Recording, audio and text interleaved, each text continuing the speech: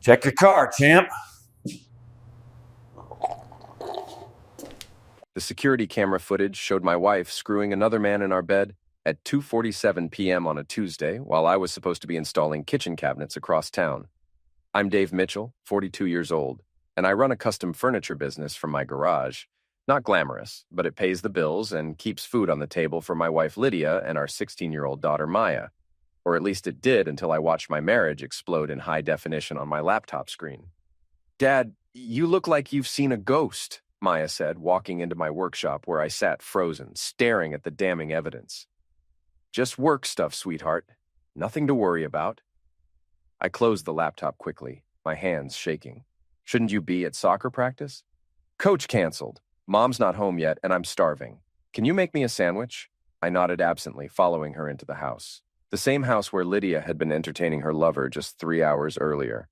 The same bed where we'd slept together for 15 years, where Maya had crawled in during thunderstorms as a little girl, where I'd held Lydia through her father's cancer scare 2 years ago. The kitchen felt different now. Everything felt different. Earth to Dad, Maya said, waving her hand in front of my face. You're acting super weird. Sorry, kiddo. Just thinking about a project. I opened the refrigerator, grateful for something normal to do. Turkey and Swiss, okay? Perfect. Oh, and Mom texted. She's working late again tonight. Some big HR thing at the office. Working late. Right.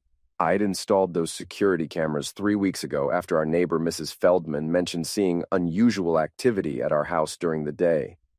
I'd thought maybe we had a break-in problem. Turns out the only thing being broken into was my marriage. I made Maya's sandwich with mechanical precision, my mind racing. The man in the video was Chris Brennan, Lydia's co-worker from the regional office. I'd met him at company parties, tall, athletic, the kind of guy who wore expensive cologne and talked about his CrossFit times. The kind of guy who made jokes about blue-collar types like me. Dad, you're putting way too much mustard on that sandwich. I looked down. She was right. I'd been squeezing the bottle unconsciously, lost in my thoughts of revenge. After Maya finished eating and went upstairs to do homework, I sat in my workshop, planning. I'm good with my hands, good at building things, good at taking things apart. Tonight, I was going to take my wife's perfect little world apart piece by piece.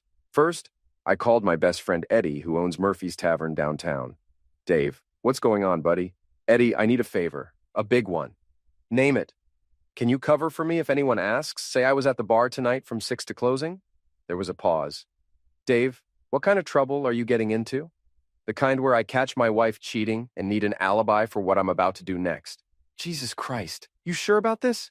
I've got it on video, Eddie. High definition, surround sound, the whole production. That witch? Yeah, I got your back. But Dave, don't do anything stupid. Don't worry, I'm not going to hurt anyone. But I am going to make sure everyone knows exactly what kind of person Lydia really is.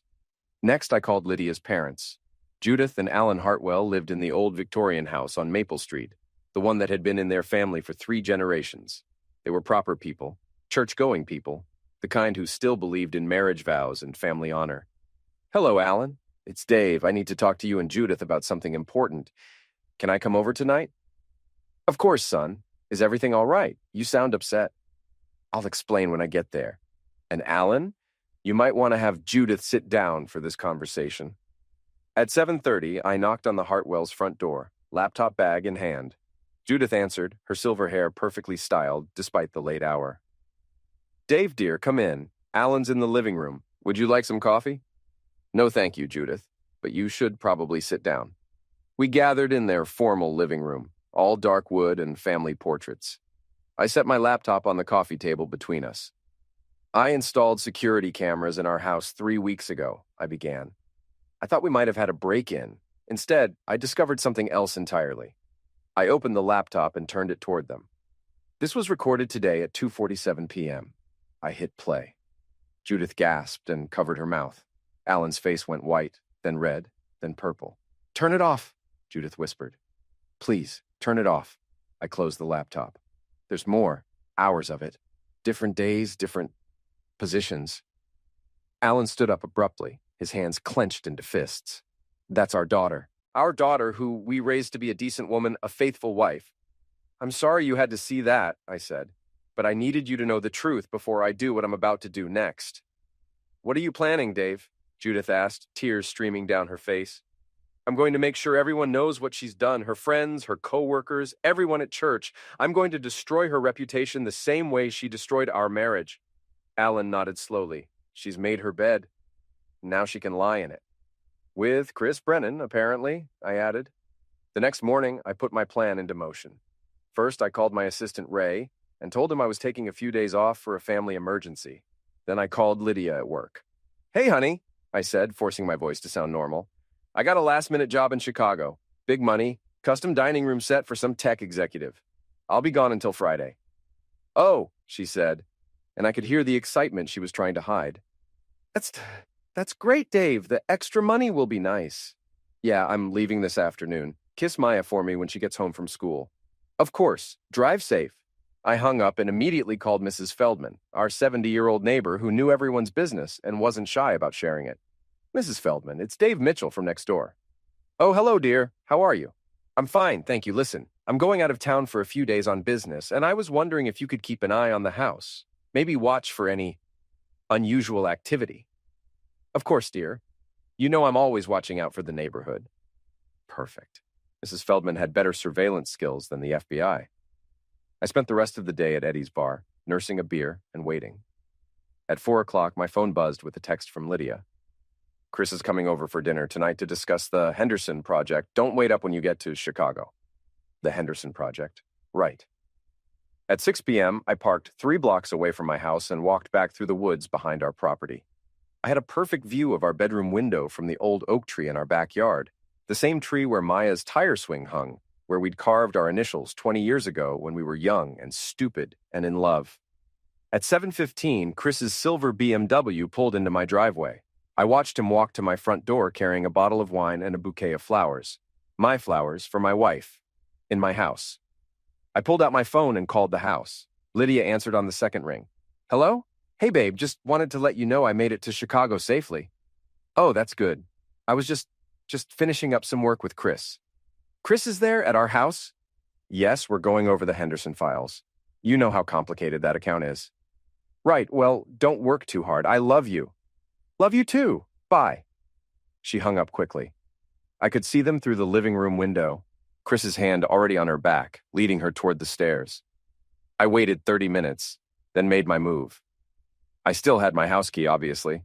I crept through the front door as quietly as possible, hearing sounds from upstairs that made my stomach turn. I tiptoed to the hall closet and grabbed my old baseball bat, the Louisville Slugger I'd used in high school, the one Lydia always complained about me keeping.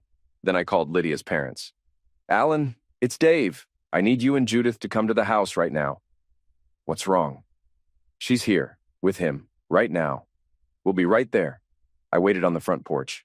The Hartwells arrived 10 minutes later, Alan's face grim, Judith clutching her purse like a tool. Are you sure about this, Dave? Judith whispered. Listen, I said. We stood there in the cool evening air, and the sounds from our bedroom window were unmistakable. Dear God, Judith breathed. I unlocked the front door. After you. We climbed the stairs together, 3 people united in righteous anger. The bedroom door was closed, but not locked. I turned the handle slowly and pushed it open. They were so absorbed in each other that they didn't notice us at first. Chris was wearing my bathrobe, my favorite robe, the one Lydia gave me for Christmas 3 years ago. Lydia was wearing nothing but the pearl necklace her grandmother had left her. Well, well, I said loudly. The Henderson Project is certainly more hands-on than I expected.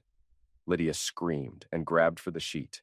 Chris jumped up so fast he tripped over his own feet and crashed into my dresser, sending my watch collection scattering across the floor.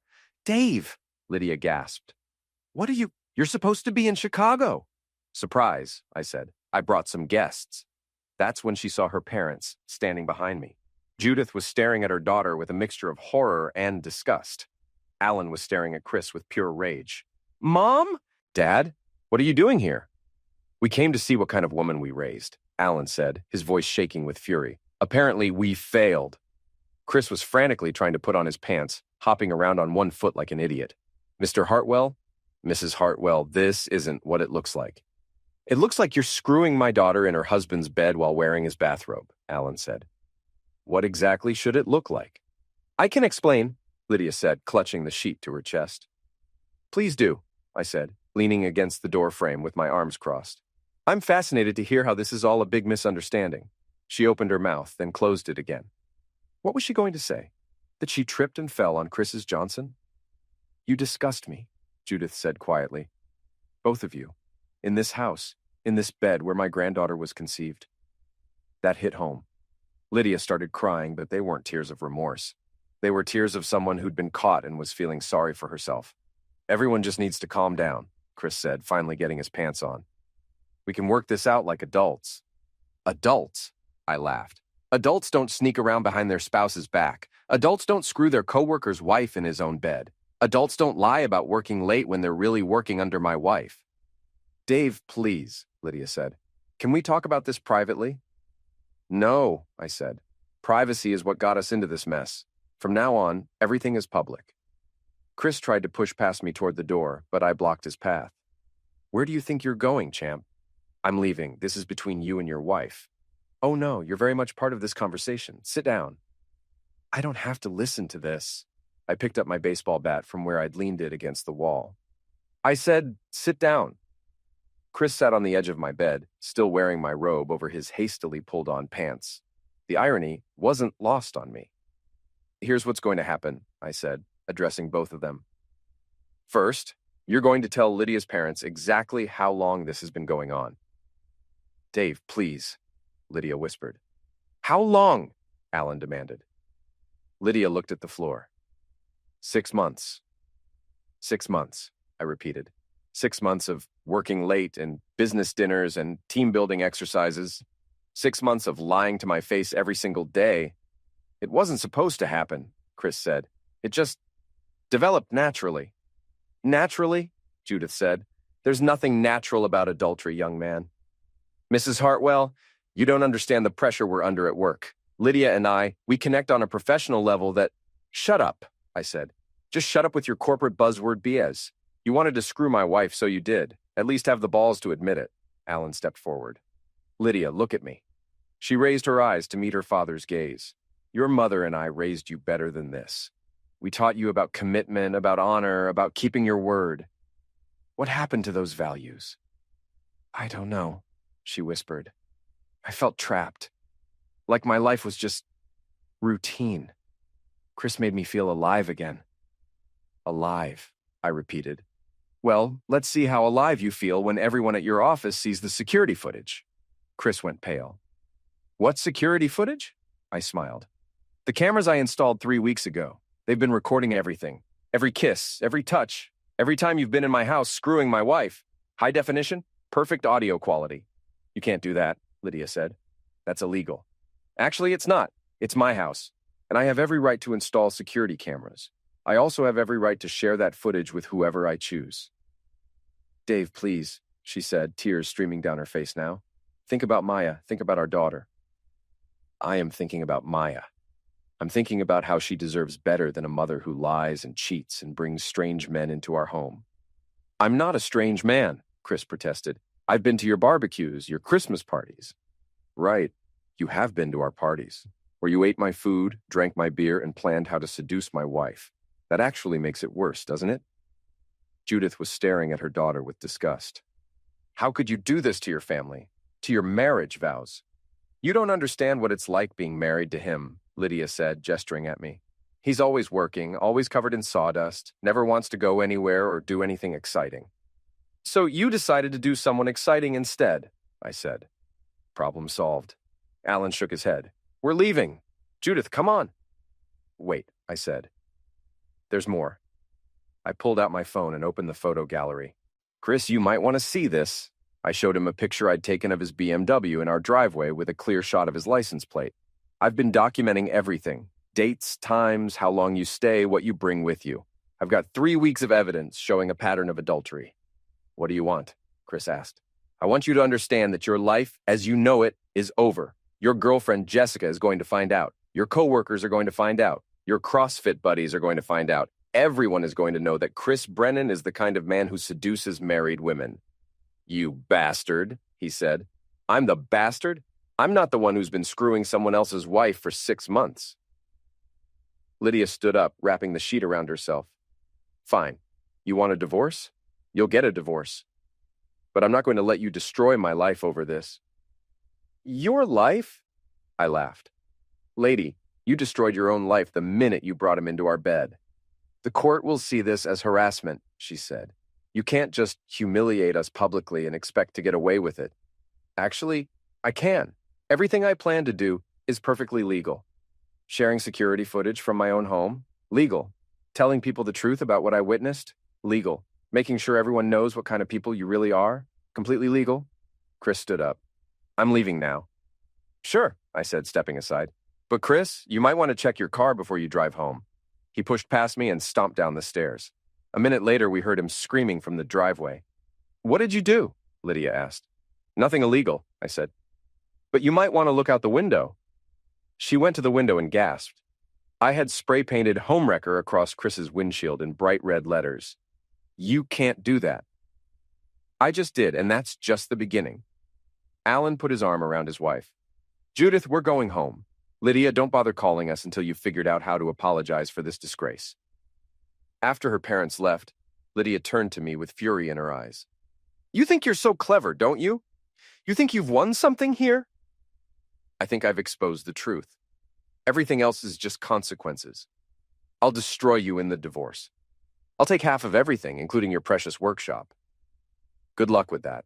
See, adultery is still grounds for fault-based divorce in this state. And I've got evidence, lots and lots of evidence. She stared at me for a long moment, and I could see her calculating, trying to figure out her next move. Maya's going to hate you for this, she said finally. Maya's going to hate the person who broke up our family. That would be you, in case you're confused. I turned and walked toward the door. Where are you going? She called after me. Out. This is still my house for now, but I can't stand the smell.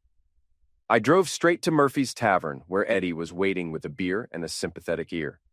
How'd it go? He asked. Better than expected. Her parents saw everything. Chris is probably still trying to scrape paint off his windshield. Good for you, man. That took balls.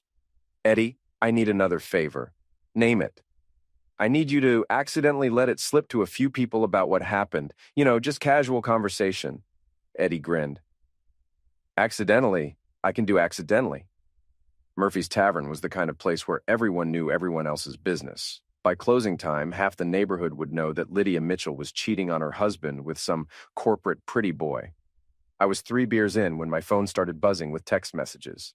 The first was from Mrs. Feldman. Dear, I saw that young man leaving your house in quite a hurry. Is everything all right? I texted back. Everything's fine now, Mrs. Feldman. Thanks for keeping an eye on things. The second was from Chris. You're going to pay for what you did to my car. I replied, send me the repair bill. I'll frame it. The third was from Lydia. We need to talk. I ignored that one. The fourth was from my daughter Maya. Dad, Mom is crying and won't tell me what's wrong. Where are you? That one sobered me up fast. I called Maya immediately. Hey, sweetheart. Dad, what's going on? Mom's been locked in your bedroom for 2 hours and there's red paint all over the driveway. I'll be home in 20 minutes. We need to have a talk. Is everything okay? No, honey. Everything is definitely not okay. But it will be. I drove home dreading the conversation I was about to have. Maya was smart, mature for her age, but she was still my little girl. How do you tell your 16-year-old daughter that her mother is a cheating liar? Maya was waiting for me in the living room when I walked in. Lydia was nowhere to be seen. Dad, you're scaring me. What happened?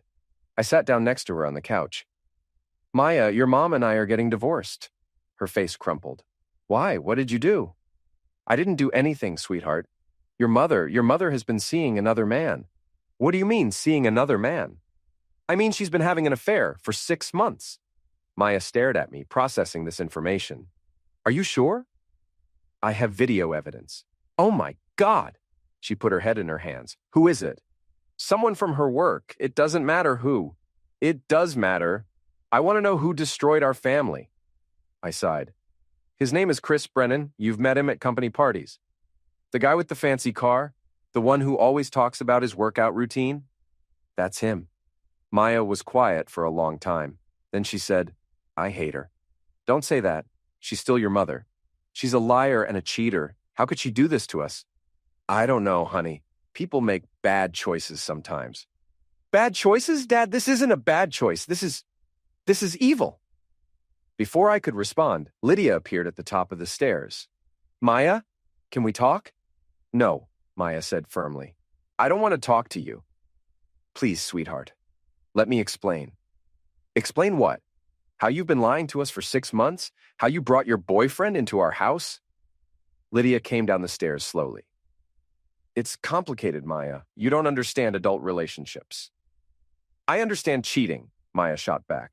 I understand lying. I understand that you destroyed our family because you were bored. That's not fair. Fair? Maya stood up, her voice rising. You want to talk about fair? Is it fair that Dad has to find out his wife is cheating by installing security cameras? Is it fair that I have to find out my mother is a liar?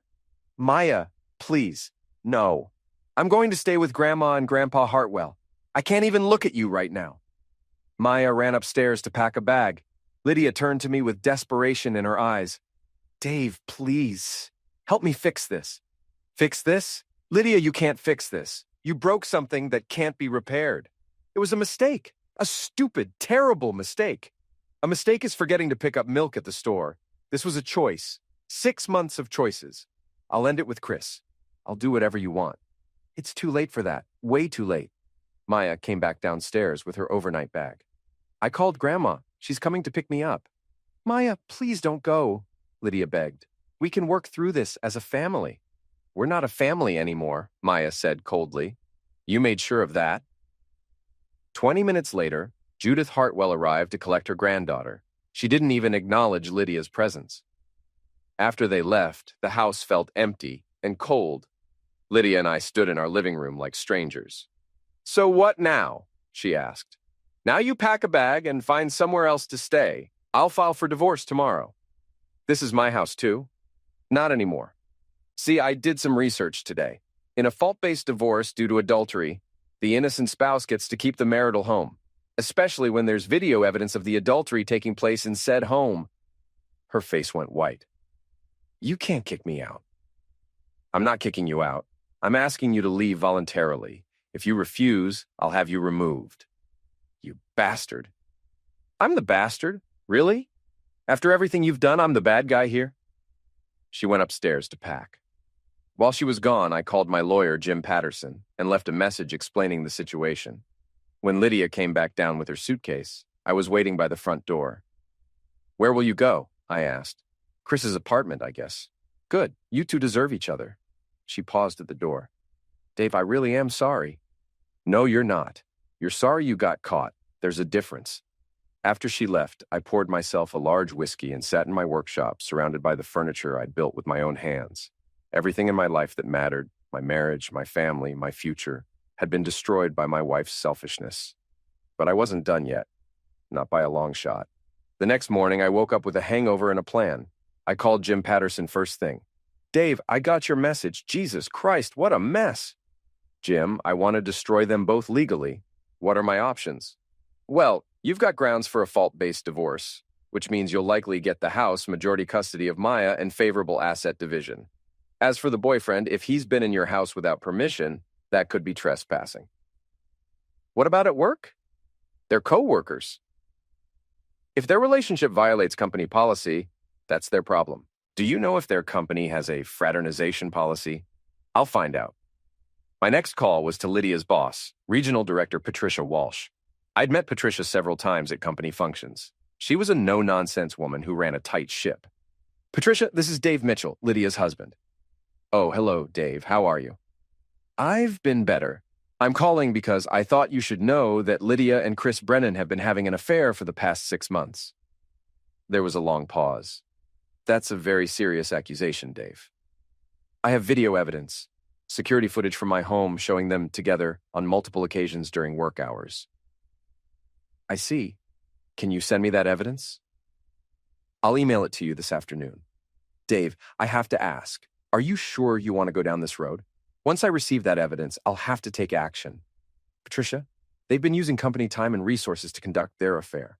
Chris has been at my house during work hours. They've been lying to their colleagues about their relationship. Yes, I'm sure I want you to see the evidence. I understand. Send me what you have. After I hung up, I spent 2 hours editing the security footage into a comprehensive presentation.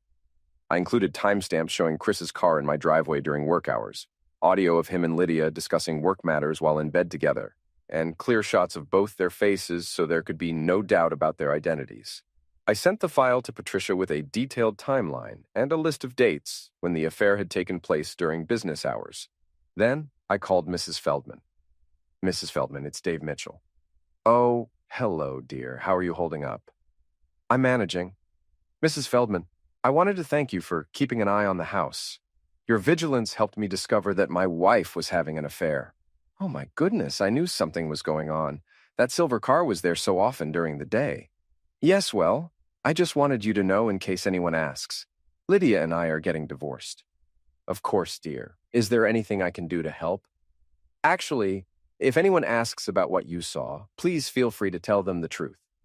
Mrs. Feldman was better than a newspaper for spreading information. By evening, everyone in the neighborhood would know about Lydia's affair. My phone rang around noon. It was Chris. You son of a witch, he said without preamble. Good morning to you too, Chris. Patricia Walsh just called me into her office. She's seen your little video presentation. How'd that go? We're both suspended pending investigation. If they find evidence of misconduct, we could be fired. Gee, that's terrible. Maybe you should have thought about that before you decided to screw married women during work hours. You're destroying our careers over a personal matter. Personal matter? Chris, you made it a professional matter when you started using company time to conduct your affair. You made it my business when you started doing it in my house. Lydia's devastated. Good. She should be devastated. She should be ashamed and humiliated and sorry for what she's done. We never meant for this to happen. Bees, you meant for every bit of it to happen. You just didn't mean to get caught. He hung up on me. An hour later, Lydia called. Dave, please, you have to call Patricia Walsh and tell her you made a mistake. I didn't make a mistake. You did. They're going to fire us both. Is that what you want? For me to lose my job? Lydia, I don't care what happens to your job. I don't care what happens to Chris's job. I care about the fact that you destroyed our marriage and humiliated our daughter. I'll do anything. I'll go to counseling. I'll cut off all contact with Chris. It's too late. It's not too late. We can fix this. No, we can't. And even if we could, I wouldn't want to. You showed me who you really are, Lydia. You're not the woman I married. You're not the woman I want to spend the rest of my life with. She was crying now. Please, Dave, I love you. No, you don't. If you loved me, you wouldn't have done this. I hung up and turned off my phone. That evening, Maya called me from her grandparents' house. Dad, Mom came over here crying and begging Grandma and Grandpa to talk to you. What did they say? Grandpa told her she made her bed and now she has to lie in it. Grandma wouldn't even let her in the house. How are you doing, sweetheart? I'm angry, I'm sad, but I'm proud of you for standing up for yourself. Thanks, kiddo. That means a lot. Dad? Are you going to be okay? Yeah, Maya, I'm going to be fine. We both are. 2 days later, Jim Patterson called with an update. Dave, I've got good news and bad news. Give me the bad news first. Lydia's hired a lawyer. She's going to fight the divorce. And the good news? Her lawyer is an idiot. He's trying to claim that your security cameras were installed illegally and that the footage is inadmissible. Is he right? Not even close.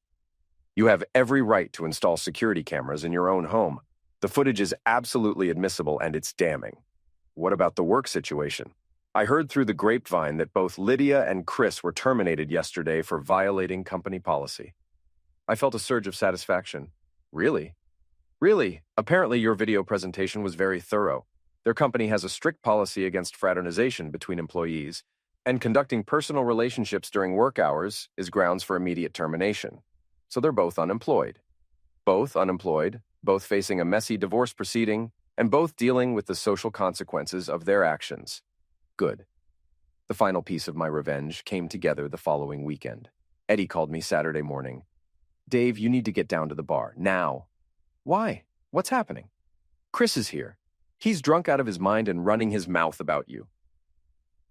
I was there in 10 minutes. Chris was at the bar, 3 sheets to the wind, telling anyone who would listen that I was a psychotic control freak who had ruined his life over nothing. Nothing? I said, walking up behind him. You call 6 months of screwing my wife nothing? He turned around, swaying slightly. Dave, there's the man of the hour. Chris, you're drunk. Go home. I don't have a home anymore. Thanks to you, I can't afford my apartment. Thanks to you, I don't have a job. Thanks to you, my girlfriend left me. Thanks to me? Chris, I didn't make you cheat. I didn't make you lie. I didn't make you destroy two families. That was all you. You set us up. You knew we were coming over that night. I knew because you've been coming over for 6 months. I knew because you're both terrible liars. The bar had gone quiet. Everyone was watching our confrontation. You want to know the truth? Chris said loudly. Your wife came to me. She said you were boring in bed, boring in life, boring in every way that matters. That was it. I grabbed Chris by his shirt and slammed him against the bar. You want to talk about boring? Let's talk about how you're a 34-year-old man who peaked in high school. Let's talk about how you have to seduce married women because no single woman will put up with your BS for more than a month. Get your hands off me. Let's talk about how you're unemployed, homeless, and universally despised by everyone who knows what you did. I released him and stepped back. You're pathetic, Chris. You were pathetic when you were sneaking around with my wife, and you're pathetic now. He took a swing at me. I ducked easily and watched him stumble past me, crashing into a table. Eddie, call him a cab, I said. He's done here. As Chris was dragged out of the bar, still mumbling threats and insults, I realized that my revenge was complete. Lydia had lost her job, her family, her reputation, and her future. Chris had lost everything too. Their affair had cost them more than they could have possibly imagined. I walked out of Murphy's Tavern into the cool night air, feeling lighter than I had in months. Tomorrow, I would start rebuilding my life. Tonight, I was finally free. Maya moved back home the following week. We ordered pizza and watched movies, just the two of us, like we used to when she was little. Dad, she said during a commercial break. Yeah? I'm glad you fought back. I'm glad you didn't just let them get away with it. Me too, kiddo. Me too. 6 months later, the divorce was final. I got the house, majority custody of Maya, and most of our assets. Lydia got a small settlement and weekend visitation rights. She moved to another state with what was left of her savings. Chris moved back in with his parents. I kept the security cameras.